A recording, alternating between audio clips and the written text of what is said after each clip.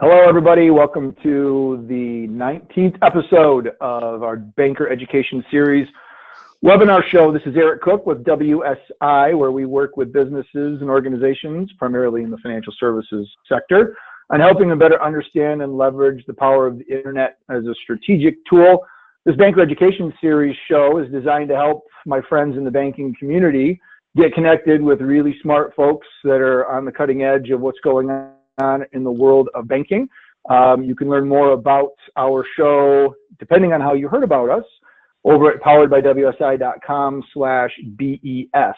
And as you'll see, we've got today's show listed here with JP and Jason from Alloy Labs, actually from FinTech Forge, talking about Alloy Labs and their alliance as it relates to innovation. When the webinar recording is complete, it'll be available here. And you can browse other shows from past episodes as well, kind of keeping on with the FinTech discussion. We chatted with Sam over at Cornerstone last month, and now I'm really excited to welcome JP and Jason from FinTech Forge to the show. So if we want to keep this interactive, those of you that are attending live, feel free to use the chat functionality for your control panel, probably floating on the right-hand side of your screen, and type in questions, comments, anything that you'd like me to ask on your behalf, and we'll keep it interactive and kind of let the show roll. So with that, I'm going to play some magic with the back end and flip the screens over. While I do that, I'll let you guys rock, paper, scissors with who would like to introduce themselves first. And again, thanks guys for joining me today on Banker Education Series. Oh, well, thanks, Eric. It's JP Nicols, and I think I'll start today, and you'll hear from my partner, Jason Henrichs, in just a moment here as we talk about the Alloy Labs Alliance. Now, Alloy Labs Alliance is a member-directed shared innovation lab and accelerator that reduces risks, lowers costs, and shortens the time between ideas and results. That's really what it's all about. And so you're going to hear from me, and you're going to hear from Jason. You'll get 2/3 of the brain trust here today. I spent 20 years helping to grow a small regional bank to a global leader from less than that's a wrong number there. It's not 1 million, but less than $1 billion to over 60 billion in market cap. And was really part of the team that built that first enterprise innovation team. And I first met Jason when I was a banker attending Finovate, and he was co-founder of what was then one of the world's first neo banks in 2018. And so Jason, I'll let you give your quick bio and maybe a shout out to Trish before we get started here. Sure. And so, it was very fortuitous. I had originally gone to meet JP as, one of the first challenger banks, and really looking at how do we explore and redo how financial services are delivered, leveraging the new face of technology. And I'd come to this previously, had been a strategy consultant focused on financial services, became an entrepreneur, was recruited at a venture capital firm where I focused on what you know, which in my case was things that sell into the financial service sector, before becoming head of strategic implementation at First Marblehead, at the time one of the fastest growing public companies in financial services, which is actually where Trish and my paths crossed. So head of strategic implementation was the job of, if it is on our strategic plan and we don't do it, my job was to go make that happen. A bit of an entrepreneur, and also ran our corporate venture capital group. And as part of that, acquired a small thrift in North Providence, Rhode Island. And we like to joke at the same time, acquired Trish, who had just been brought in to lead operations there. And together we launched an online banking platform, a student-focused debit card. We were one of the first to use Yodlee to do KYC, and a series of other things. And so then in 2008, when I left to co-found Perk Street, what do? I immediately went and recruited one of the best operational folks I know, which was Trish. And post Perk Street in 2013, she went on to work for several years at Fiserv before being recruited by my co-founder, Dan O'Malley, to join the group at Eastern Labs that was creating a labs group within Eastern Bank, a $10 billion mutual in New England. And then we were very pleased when she decided to rejoin us over the summer as the third partner. Well, so that's a little bit about the team, and we'll tell you about what we've been up to. But let's take a step back first and really look at why we are even doing this at all, I mean, it's no secret that over $100 billion has been invested over the last few years in fintech companies, and this dramatically changed the industry and the expectations of your customers. And we think it's really just the tip of the iceberg, though, as massive, well-funded players from adjacent industries have begun to encroach into financial services. It's no secret that Amazon is already in fintech, as are many of the other players. If you look at payments, you look at merchant-funded deals. There's all kinds of things happening on the edges of the industry, not to mention the digital arms race that's happening within the industry that's been driven by the largest players. They're building their own capabilities internally. They're acquiring new ones. They're partnering with and investing in fintech companies. They're incubating new ideas to build future capabilities. Nobody can afford to sit on the sidelines, but not everybody can or even should do this all on their own. The most innovative organizations in the world know that they can't manage innovation the same way that they manage their core business. Our core business is all about execution and enforcing best practices, while innovation is all about exploration and discovering next practices. And that's why the largest banks have been spending upwards of $10 million or more to build their own innovation capacity in things like research and development, incubators and accelerators, their own innovation labs and venture capital arms. And that's why we built the Alloy Labs Alliance, exclusively for regional and community banks. Now, we had literally hundreds of conversations with your peers across the country and around the world as we tried to more deeply understand exactly what the challenges were from the banker's perspective. And we thought if we could get 4 or 5 banks to agree to work together, that would be a pretty good start. But the response was actually overwhelming. We ended up having to cap it at 12 founders. So we worked in hand with them to build the Alloy Labs Alliance with those founding banks. We were in private beta last summer and early fall. And where we are now is reviewing nominations for just 20 charter members to join them. And we're well on our way to wrapping that up now. We'll talk a little bit more about that later. But let's talk now about how all this works. Well, one of the things that we didn't anticipate was that there were plenty of banks that just wanted to join the club. They told us that having a few research subscriptions and going to a few conferences wasn't tailored enough for their needs. They wanted to be able to talk to their peers and benchmark themselves against them. They wanted to learn the lessons from others, and they wanted to be able to implement those best practices that they learned from their peers.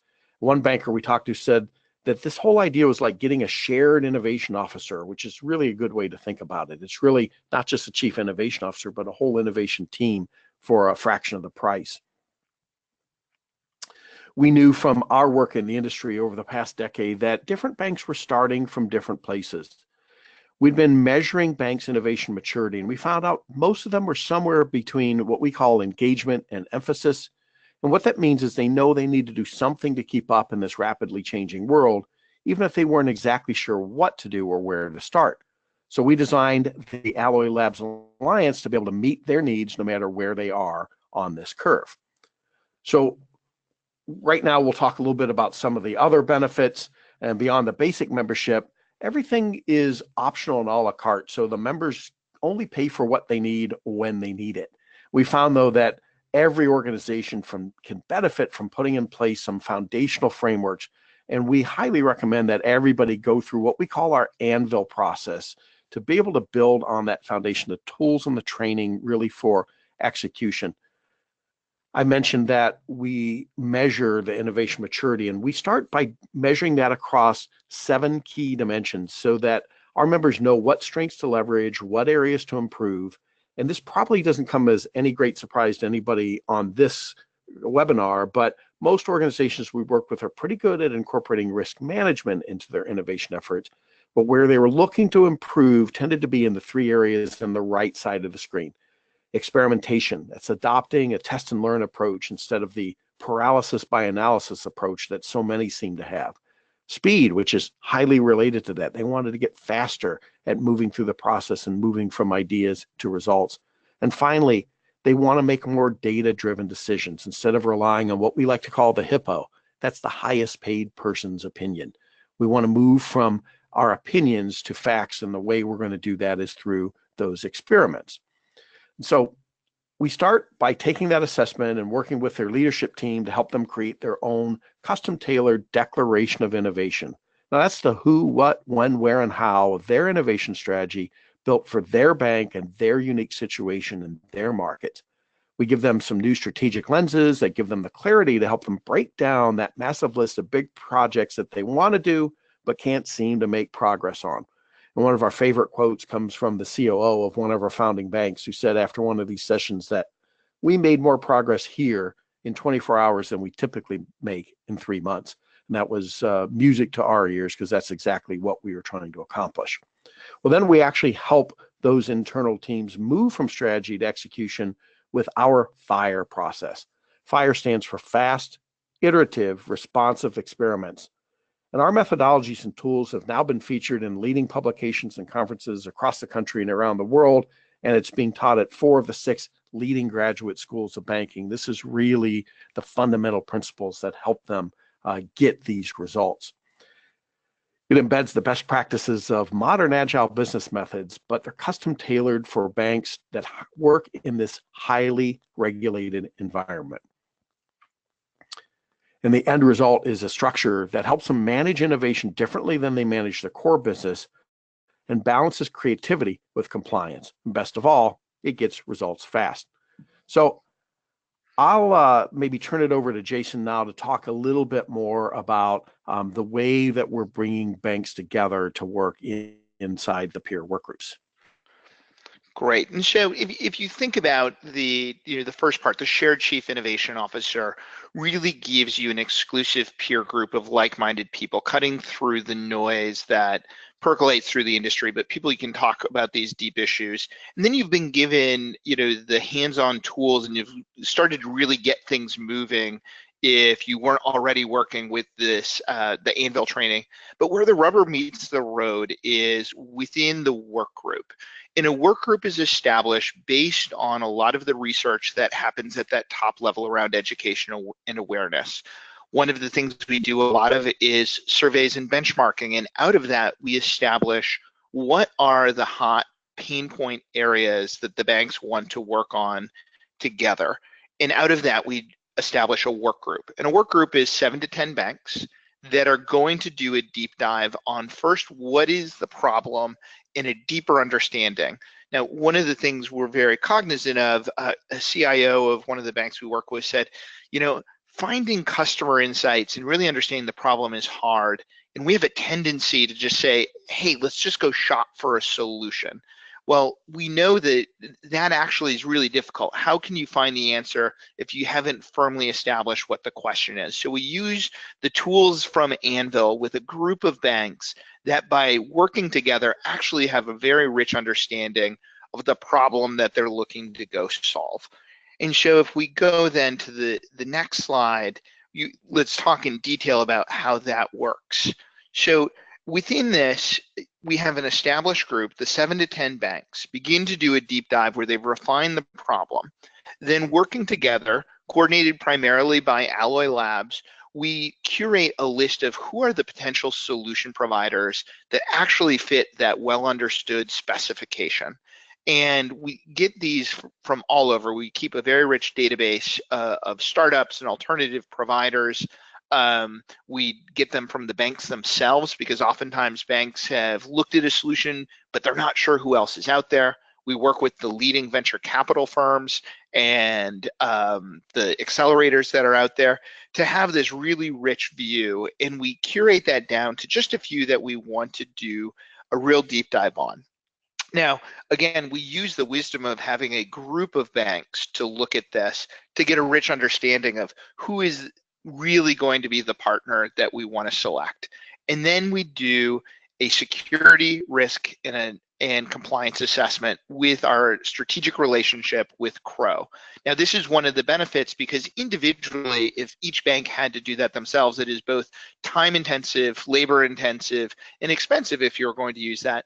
But by using the same tools and working together, we actually end up with great economies of scale. So from the bank's perspective, we've worked together to create the best quality inputs into your compliance, risk, and security processes, but we leave you then to carry that to the finish line, which leads us to, you get as a bank to still make your own decision if you want to continue. And as you can see on this last piece, once we actually decide on a partner, we negotiate a preferred relationship with that provider, because one of the things we've done is brought a group of banks and a shared set of processes.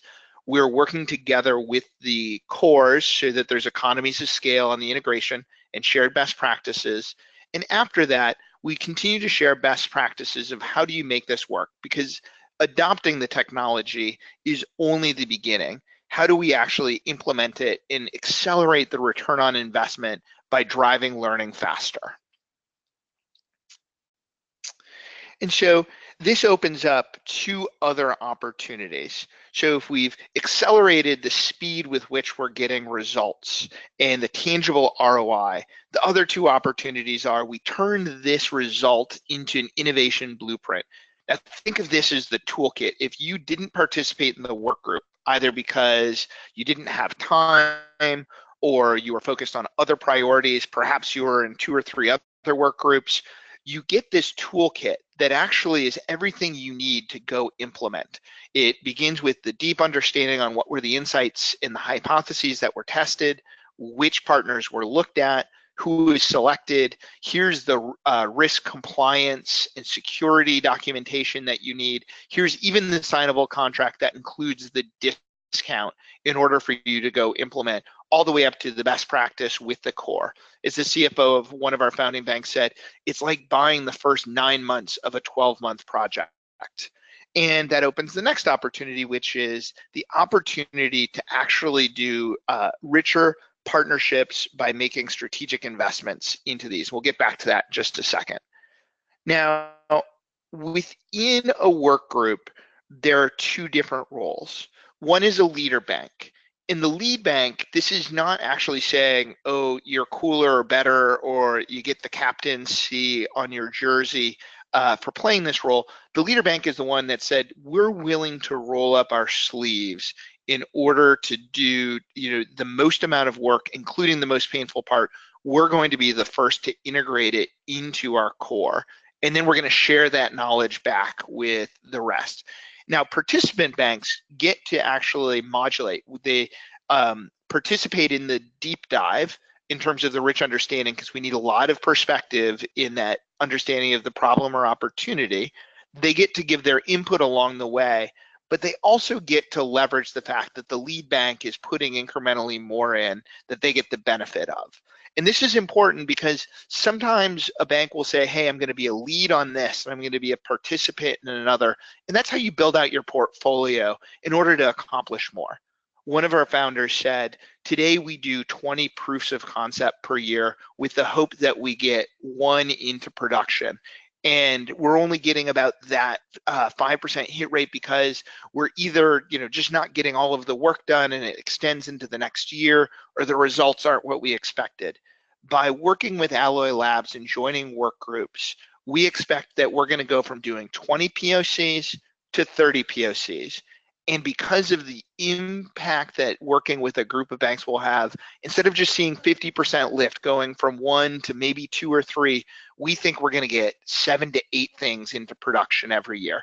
And that's by using this combination of some things we're going to take a lead role on, some things we're going to be a participant, and then in some cases, we're going to be a blueprint buyer. And so you get to make this decision around, hey, how do I want to construct this portfolio to have the biggest impact for me? And as JP said, all of this is priced a la carte. So it's up to you if you want to start with the learning and the shared chief innovation officer. If you want to begin as a participant, you get to build your portfolio.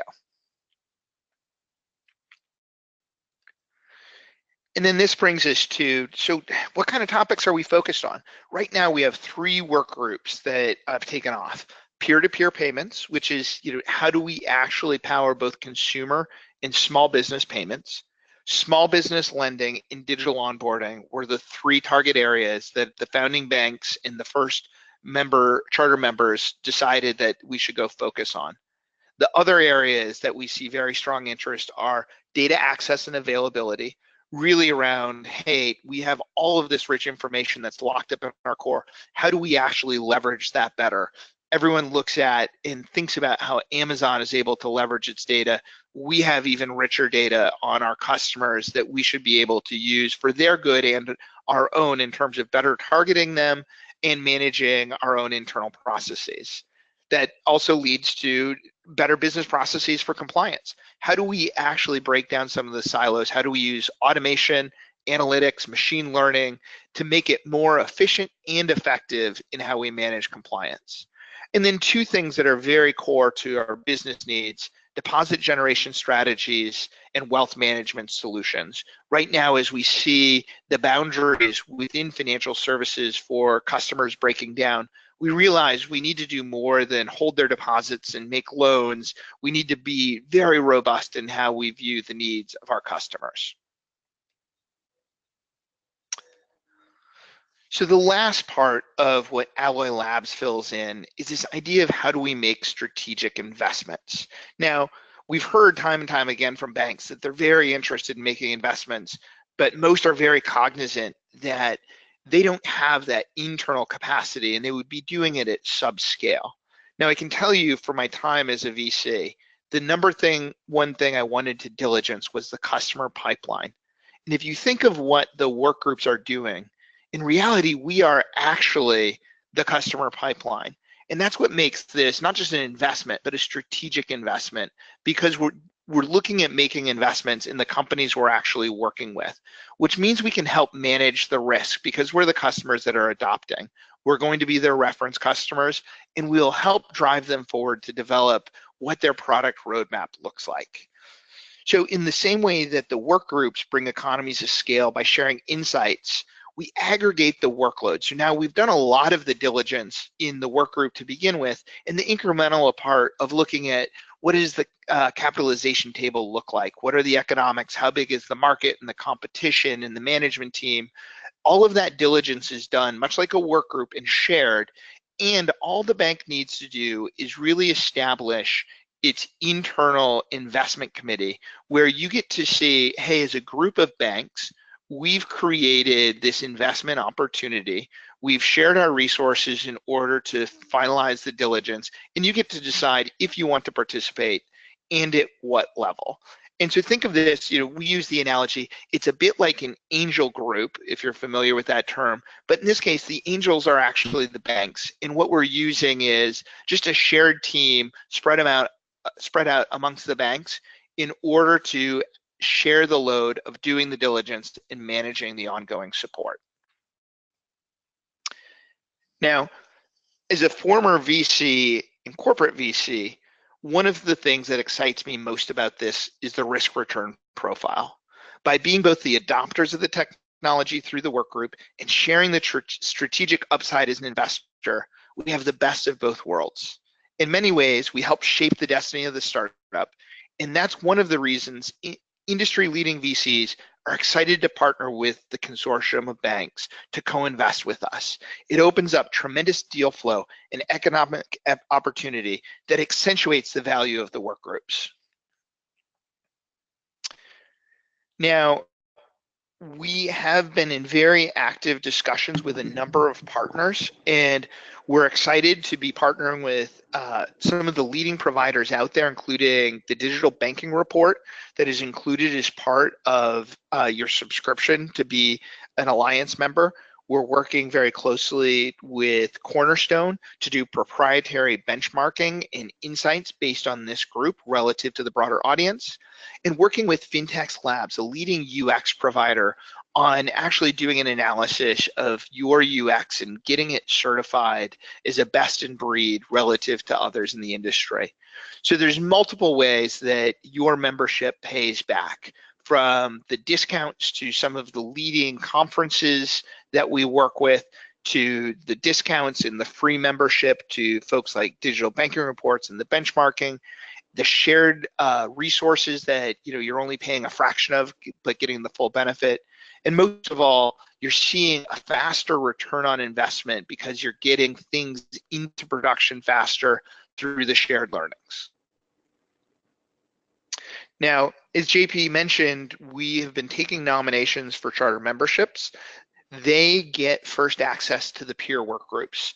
And this also means you get influence on what topics are we going to pursue next. As I mentioned, we're focused on P2P, small business lending, and digital onboarding right now.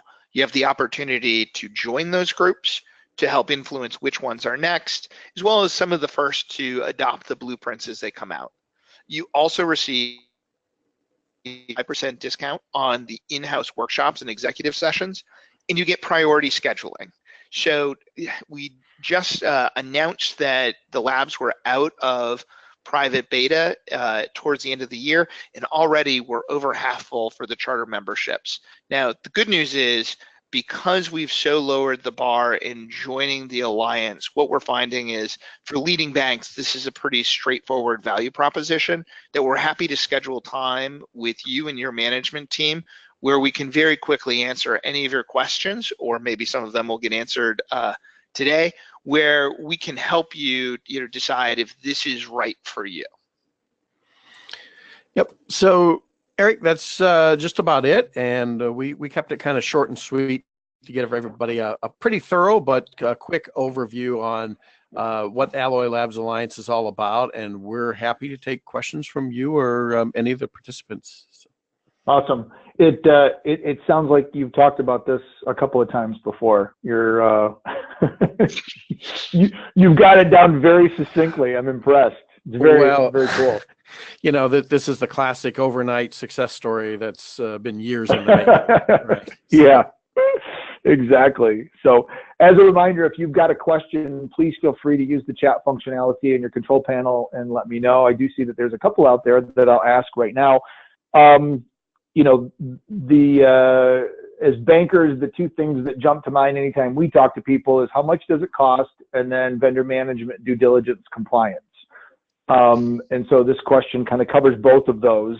So you had talked a little bit about more of an a la carte pricing strategy and pay as you go. Is there a ballpark the typical bank that would partner would use these services and would be looking at either this amount as an average setup or installation or subscription or membership fee, and then what's any sort of an ongoing cost commitment? Let's talk about that first. Sure. So the membership is $15,000 a year, and we price that to be extremely attractive relative to some of the things that it's replacing or augmenting. So think about this: for the less than the cost of a part-time teller, you're getting something much more tailored and customized than what you might get for way less than you'd pay for a membership in Gartner or Forrester, or sending a couple of people to the Finovate conference without any, kind of context and all of that. So that's the only required fee is to be a part of that, is to pay the annual membership fee, and that's all around the education and awareness piece that we talked about. And Jason at the end there talked about some of the partnerships, and we're bringing other partners on board too, but the digital banking report, the Cornerstone Advisors, the Buck certified program, all of that is a part of the value prop there. From there, everything else is where it's a la carte, and most of the cost for the work groups is really replacing internal costs you'd be spending already, right? So if you're working on digital onboarding or small business lending or whatever, you have both hard and soft costs internally, and this is a way of being able to share those costs and reduce the risk and speed up the learning. And we can talk a little bit more detail about kind of how those price out too, if you'd like. Yeah, well, correct me if I'm wrong, but the digital banking report just by itself, I think I've looked at that a couple of times, and it's still a little bit much for me. But when you look at what you're getting, for 15, you knock a couple thousand off here, a couple thousand off there. That actually becomes super affordable, and a part-time teller is not going to come anywhere close to what you guys are doing. So.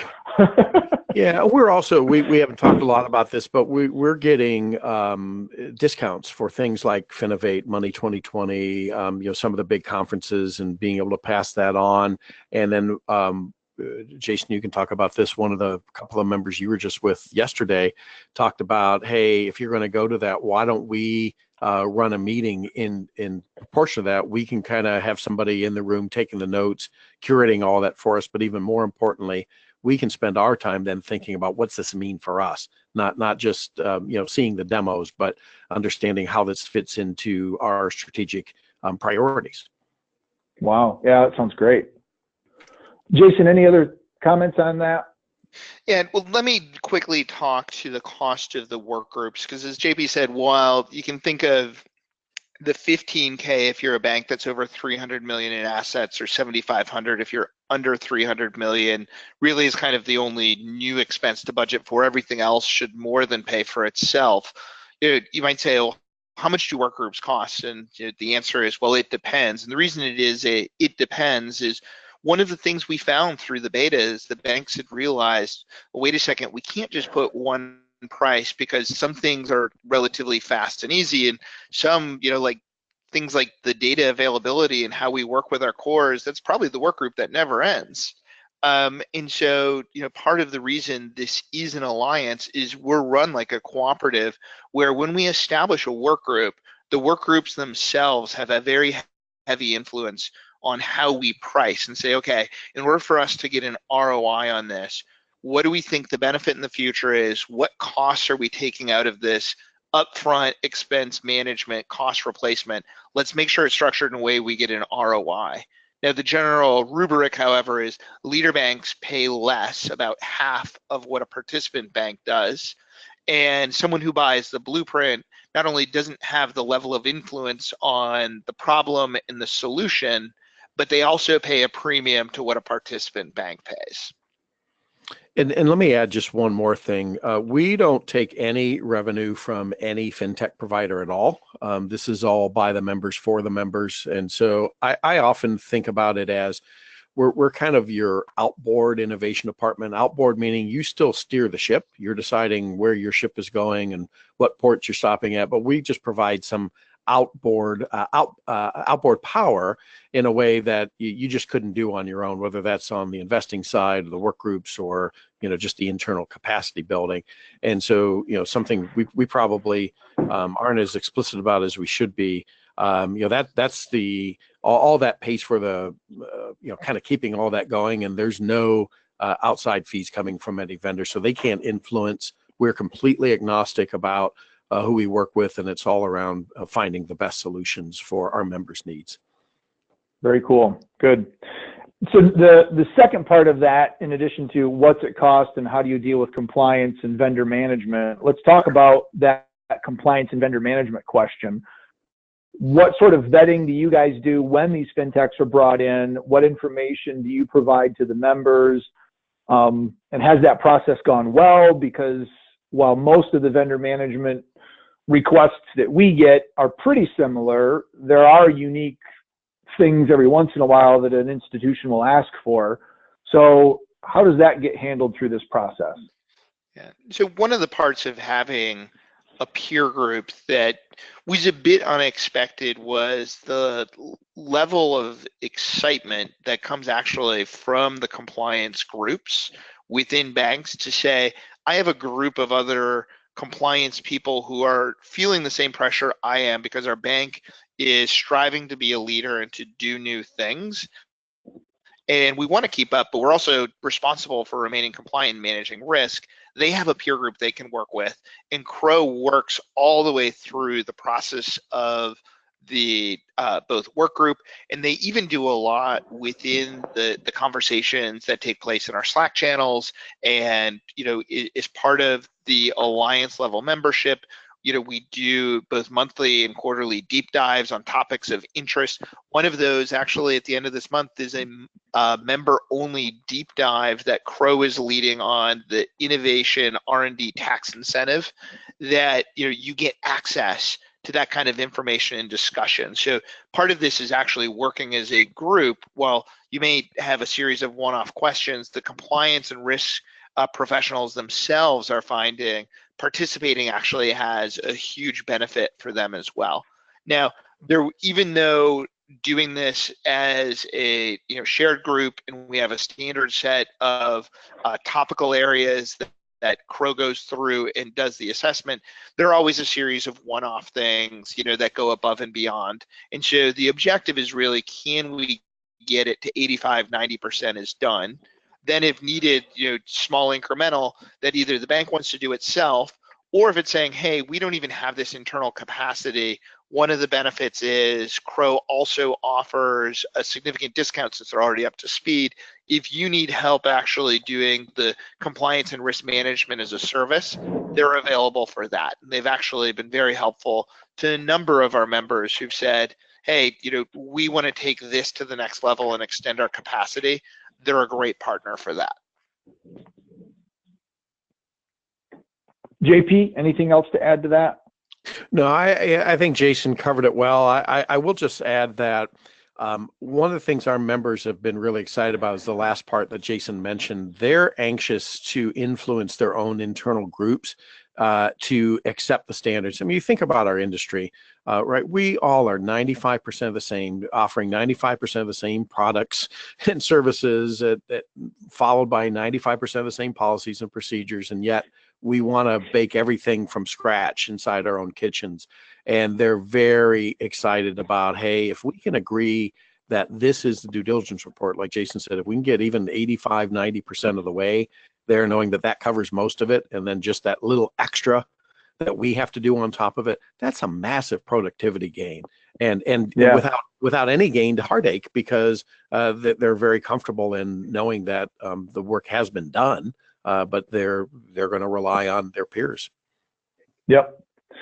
Another question that came through, and I've got a couple of additions to this that I'm going to add because I'm curious, but what's the ideal bank look like that would become a member? And I think what I'm interested in that is there a typical asset size, and I guess maybe the culture that needs to exist, and maybe anything else that would define what an ideal member of this alliance would look like to take full advantage of what you guys are doing? Yeah, we're completely agnostic about asset size, but the reality is very few are under 300 million, and that's we do have a price break for them. That's one of the sensitivities for once you get below that. I mean, every incremental dollar is really difficult to justify.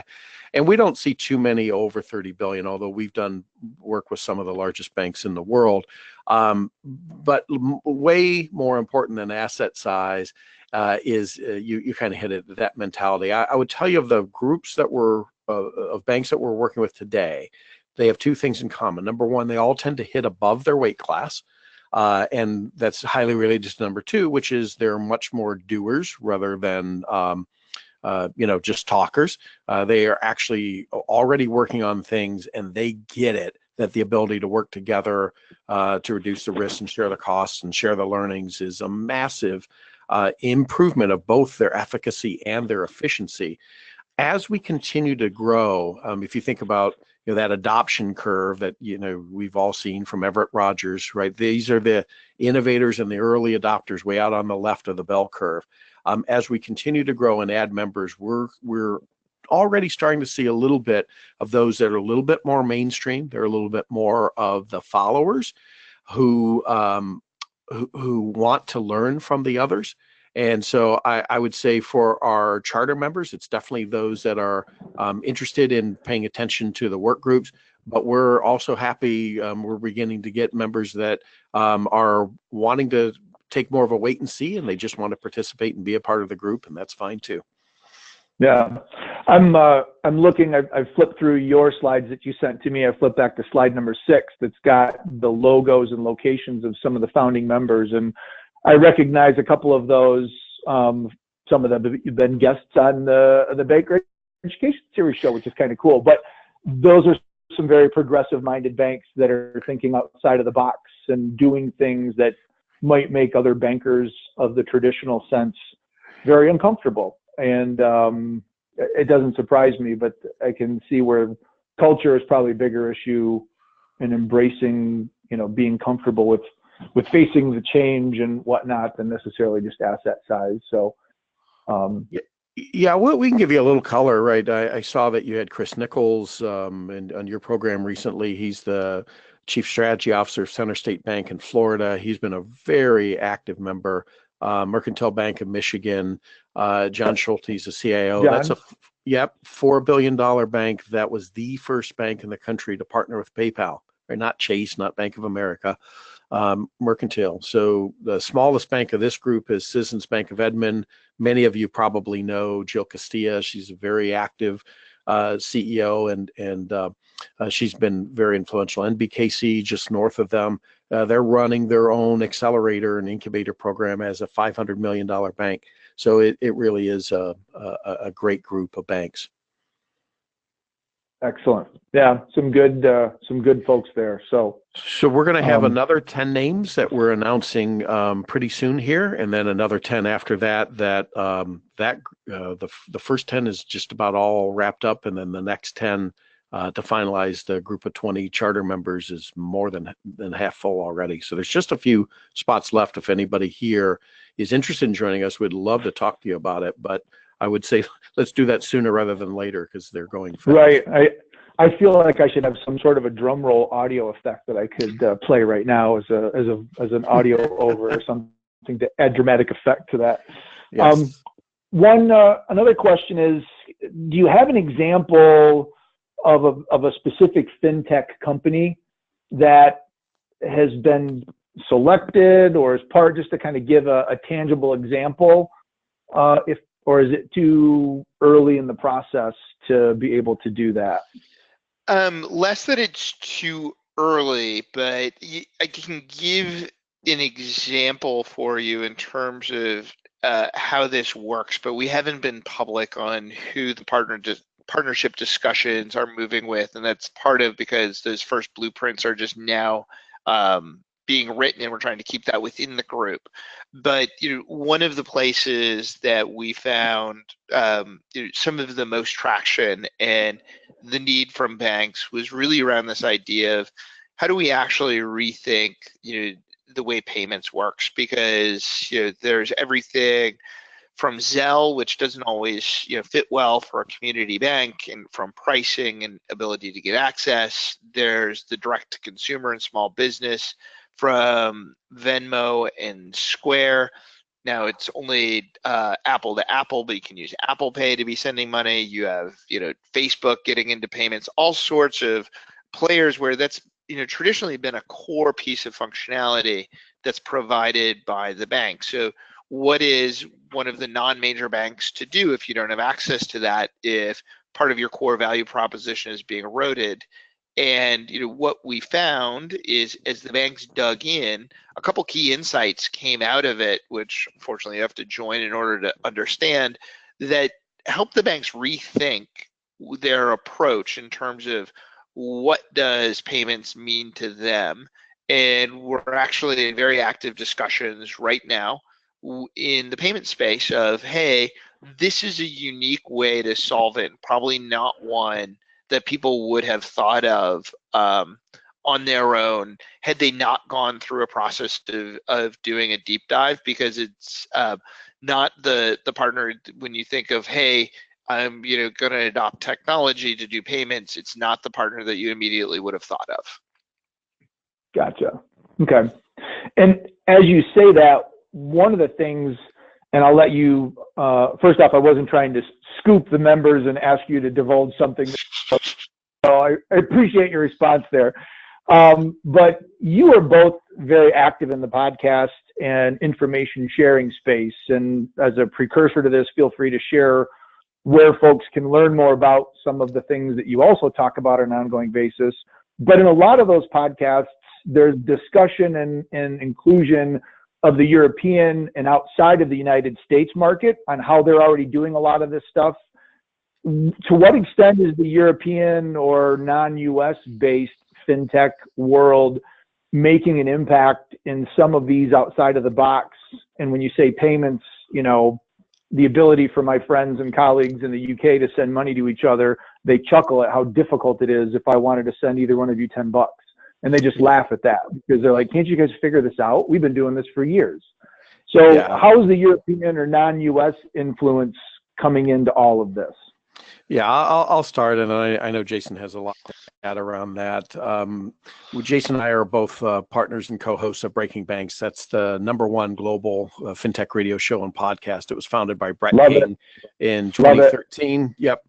And so that gives us the opportunity to talk to people across the country and around the world. And we bring a lot of different perspectives to this. And one of the things that's really major is open banking, and it's the law of the land in Europe. They're looking at it in Australia and New Zealand, and parts of the law are in effect already. And our basic view is we don't see any regulator forcing any U.S. banks into open banking anytime soon. But that doesn't mean you shouldn't be paying attention to it, because your biggest competitors are already looking at that. We have a very active Slack discussion group. We have a private Slack channel for our members, and one of our members, I was pleasantly surprised at how open they are. That exceeded our own high expectations of how we really wanted this to be an open group. And he actually shared a couple slides of his digital architecture and said, here's how I'm thinking about how private banking, open banking is going to play out here in the U.S. and how we want to get ahead of it. And what do you think about it? And one of the CIOs of the other bank weighed in on it. And Jason, I'll let you pick it up from there on the open banking and anything else that you're seeing from outside of our borders. Yeah. And I like how you took it, JP, in the direction that what we're learning isn't just about the air quotes fintech, which is too often just slang for startup. There's a lot to be learned from those largest competitors that JP was just talking about, where if you think about some of the banks that might be in a different geography but have major presences in the US, they actually are not going to rest on their heels if they've already adopted open banking. And if you think your friends in the UK have an advantage over you in sending $10, Eric, ask your Asian friends, especially from China, on how easy it is to send money back and forth and access to financial services from non-banks. And they look at our system and see how broken it is.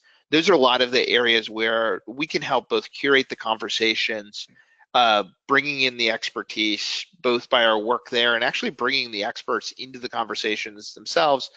And then, the banks themselves saying, okay, no, hey, we're not Barclays or BBVA.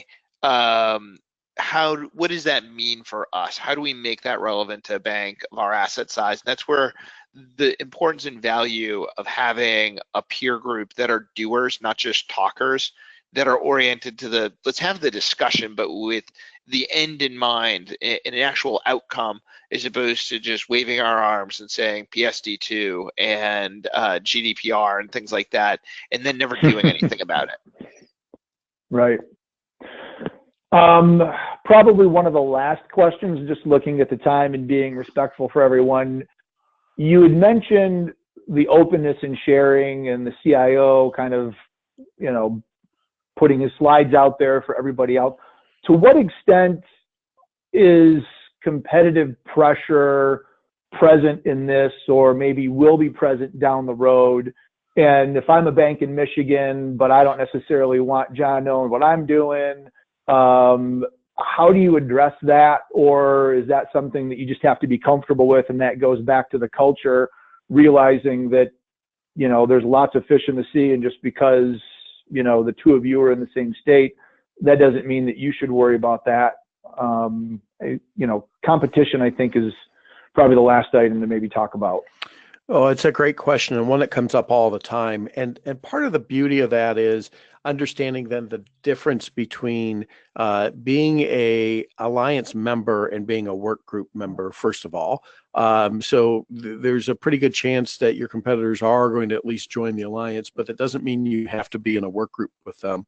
And even those that are within the work groups, we're organizing them around very specific needs. And some of our members told us, actually, I don't care if my competitors are in on this particular work group, because I'm going to benefit from us all working together.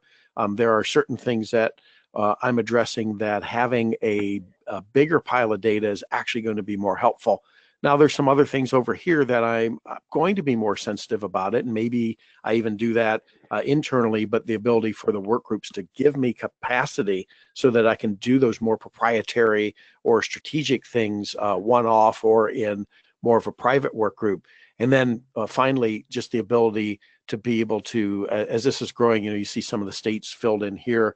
We'll announce new members from Texas and Oregon and Minnesota and Virginia and Maryland. I don't even remember all the states. And I had a conversation yesterday with somebody from Alaska and somebody today from Hawaii. So, the ability to partner with somebody who's a peer, but yet not a competitor is a really massive advantage. And Jason, any color commentary on that? Yeah, 2 points to accentuate. I'd say by nature of the banks that have joined, and I think the ones we're getting the innovators, were the founders, and a lot of either innovators we didn't reach or early adopters are joining as the charter members. They recognize the competition is not the bank across the street. One of our founders commented that one of the major banks has been increasingly competitive in their market, even though they don't have a branch within over 100 miles, because they're attacking them digitally, and they have a competitive advantage in the robust digital suite that they provide, and they're stealing some of the best parts of in the heart of their business, their commercial business. They're stealing some of the most profitable aspects. And the other thing is, the other part is, Starbucks and Amazon might not be saying, I'm coming to compete with you, except how many of us on the phone have balances sitting on our Starbucks cards and in our Amazon accounts that historically would have been sitting in our checking account, would be part of our core deposit structure. And even though they're not trying to compete with us, our checking account, as Ron Shevlin says, is becoming a little bit more like a motel where the money checks in and checks out pretty quickly. And so the banks that participate say the competition isn't just the bank across the street. The competition is, how do I evolve to maintain relevance and even thrive in the way the world is changing? And then the last part is, even if it is the bank across the street, adopting the technology is actually just the first part. What you do with the technology strategically is where the bank is going to differentiate itself. And we've seen this several times with banks that we've worked with that have adopted one-on-one, where they've adopted the same technology provider, but they use it for very different things, because most of the modern tech providers allow you a great level of flexibility in how you configure or customize things, very different than the historical, your core comes to you, or your online banking provider, and you get to choose the color. You don't even get to choose where the logo goes. It's just your logo's there. You get to choose, like, what do you want, your menu bar to say? You have these 5 options, right? That's not differentiation. That's not leading to a different experience. When it comes to products, it's like, how different do our checking accounts really look? It's like, well, what are your fee schedules? What are your terms? What are your balance requirements? And what do you pay? Do you have ATM fees? That's about it. It's a few number of variables that are not very differentiated. But with this new technology, 2 players could adopt the same SMB. And let me give a very specific example. Adopted the same small business lending business process management platform. And for one bank, they took that platform and they said, we don't do small business loans, like the very small, so call it underlined small. We really actually struggle to do things that are less than $1 million. And if we're being honest with ourselves, we don't even like doing things that are less than $3 million, because our process is so manual.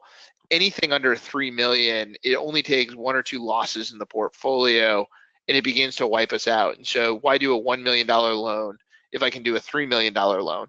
Well, they're taking this technology and saying, hey, with this, because of it doing a lot of automation and self-serve for the data collection, and then it streamlines our workflow, it's still our same decision-making process. We can start making $250,000, $500,000 loans and do it profitably. Now, for another bank, adopted the exact same provider, they actually are very active in that space. But what they're looking to do is they said, hey, in the environment we operate, we want to be a consolidator of the other banks. And what we see is if we can go acquire these other banks and take over in their geographies, this is going to be part of the engine how we grow profitably. Is we're going to achieve a ton of synergies when we start putting their loan volume onto this platform. Same technology, different strategies, solving for different ends. Perfect. JP, you read my mind. I was going to suggest that you bring it back to the end slide so people knew how to get in touch with you if they wanted to learn more. In closing, you've mentioned your podcast. Any other places people could go to keep in touch with the two of you, or any closing thoughts? Oh, we're both on all the major social media outlets, easy to find, just Nicols with no H and Henrichs with no X. Not Jimmy. Yeah, not Jimmy. Let's see, I think it's this slide here. So as long as you spell our names right, we're pretty easy to find. And yeah, Breaking Banks at breakingbanks.com, or your favorite podcast provider. We've got quite a few episodes out there, and even if we're not hosting, there's still some pretty good content on the show. But yeah, we'd love for people to reach out if we can be helpful in any way, or if you're interested in talking more about how the Alloy Labs Alliance might be a fit for your bank. We'd love to talk with you. Cool. Good. Well, I, for one, am very excited to listen to the replay because I was taking notes, but I know that there's still stuff that I missed. And I think what you're doing to help the community banking space and to help ensure that those that don't want to become irrelevant don't, and pushing forward is much needed. And I'm so glad that you guys decided to take the reins and make an impact. So thank you for that. And I appreciate you taking time this afternoon and sharing your thoughts and this whole program with us here on the Banker Education Series. Well, our pleasure. Thanks for having us. Cool. Good. Well, that wraps today's show. Thanks again to JP and Jason for joining us, and feel free to pop out to Banker Education Series on our Powered by WSI site for future shows. We will make sure that everybody that registered for this gets a notification of when the recording is available, because I suspect, like me, you're going to want to listen to it and hopefully share it with many other folks within the organization and say, this is what we need to be doing. And don't miss an opportunity to come on board in the Ally process. So with that, I'll go ahead and close the show. Thanks again for joining us, and we'll look forward to seeing you on future episodes of the Banker Education Series. Bye-bye.